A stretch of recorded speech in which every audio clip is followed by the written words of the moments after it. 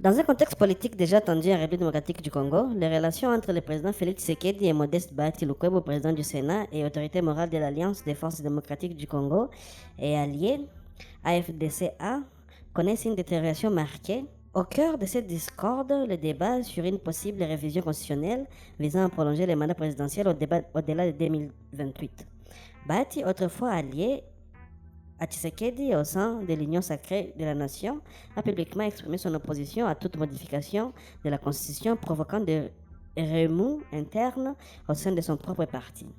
Cette situation illustre les fractures croissantes au sein de la coalition au pouvoir, alors que le pays fait face à des défis sécuritaires persistants à l'Est et à une instabilité économique. Modeste Bahati Lukwebo, économiste de formation et figure influente de la scène politique congolaise depuis les années 2000, a été un pilier de l'ascension de Félix Tshisekedi. Élu président du Sénat en 2021, il a contribué à consolider l'Union pour la sacrée de la nation, la plateforme politique soutenant les chefs de l'État. En septembre 2025, Bahati Lukwebo avait même réaffirmé son engagement en signant la charte de l'UCN, entouré des cadres et militants de l'AFDCA, déclarant alors sa fidélité et loyauté au président Tshisekedi pour ne jamais trahir le Congo. Ces signatures intervenaient dans un climat de relative unité malgré des tensions antérieures, comme la crise de 2023 entre le président de l'Assemblée nationale et du Sénat, où Bahati Lukwebo avait accusé Christophe Mbosso de manœuvrer pour se maintenir au pouvoir. Cependant, les fissures sont apparues plus nettement au début de 2026.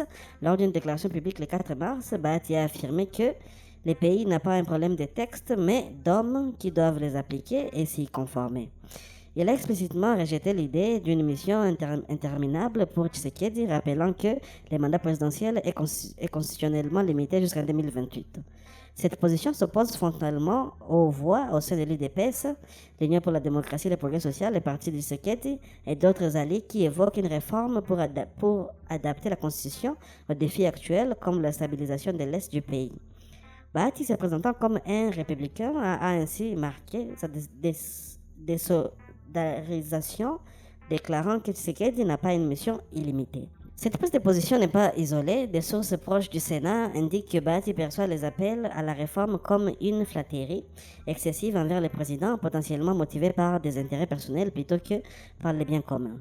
En arrière-plan, des rumeurs persistantes font état des frustrations de Bahati face à une marginalisation progressive au sein de l'ICN, où des figures comme Augustin Kabouya gagnent en influence.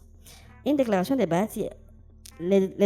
Bahati ont provoqué une onde de choc au sein de l'AFDCA, un parti fondé en 2011 et qui compte plusieurs députés et sénateurs et mandataires publics.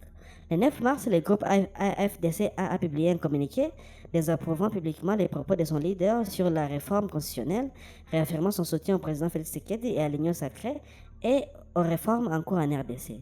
Ce communiqué signé par les députés, sénateurs et communicateurs du parti marque une rare insubordination et souligne une fracture profonde.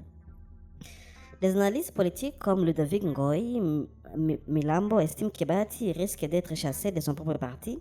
En effet, les cadres de l'AFDCA ont refusé de défendre les inepties de leur autorité morale, préférant réitérer leur fidélité à Tshisekedi. Cette loyauté s'explique par les avantages concrets offerts par l'UCN, poste ministériel, mandats électoraux et ressources financières.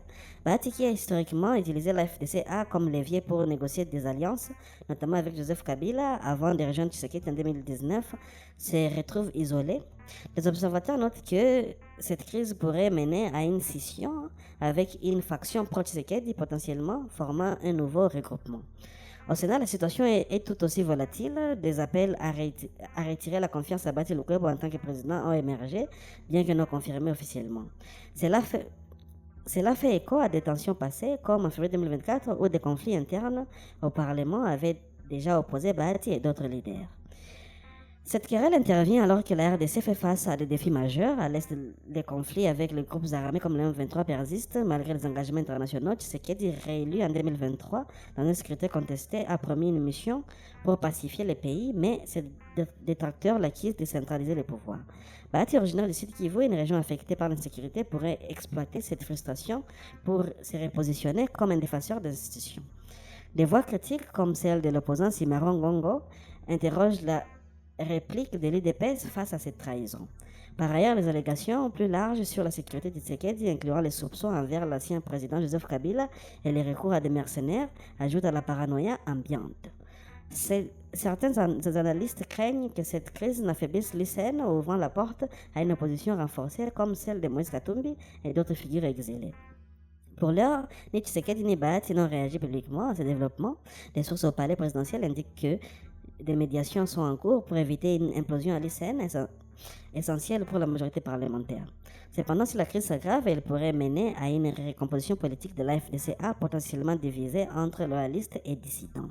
Cette affaire met en lumière les limites de l'alliance opportuniste en RDC et les intérêts personnels souvent l'emportent sur les idéaux démocratiques. Comme l'a déclaré un cadre de la FDCA, nous restons fidèles au président Fachi. L'avenir dira si Bahati parviendra à regagner le contrôle